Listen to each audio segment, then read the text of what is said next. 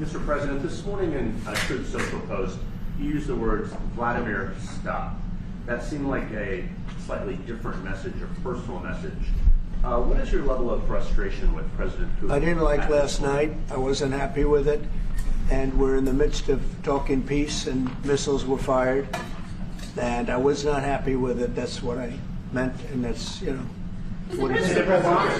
I assume that's what you mean. Sorry. Yeah. If the bombs keep falling, will you consider additional sanctions toward Russia, or what will you do if President Putin... I'd rather answer that question in a week. I want to see if we can have a deal. No reason to answer it now, but I won't be happy. Let me put it that way. Things will happen. Mr. President, why are you not putting more pressure on Russia? I know a lot of Europeans... Putting a lot of pressure. You don't know what pressure I'm putting on Russia. They're dealing. You have no idea what pressure I'm putting on Russia. We're putting a lot of pressure. Can you maybe tell us that?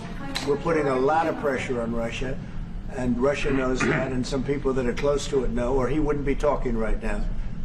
The Prime Minister understands that better than anybody. He wouldn't be talking right now. He's talking, and we're putting a lot of pressure. I think he wants to make a deal. We're going to find out very soon, but it takes two to tango, and you have to have Ukraine want to make a deal too, and they're being hit very hard, and I do believe they want to make a deal.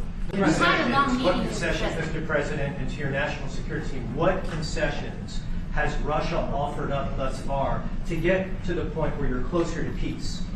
Stopping the war, taking the whole country. Pretty big concession. But do you still agree that Ukraine have to give some territory away to win peace? Well, it depends what territory. They've been fighting. They've lost a lot of territory. And we'll do the best we can. Working with Ukraine, we'll do the best we can. But they lost a lot of territory. When you say Crimea, that was handed over during a president named Barack Hussein Obama.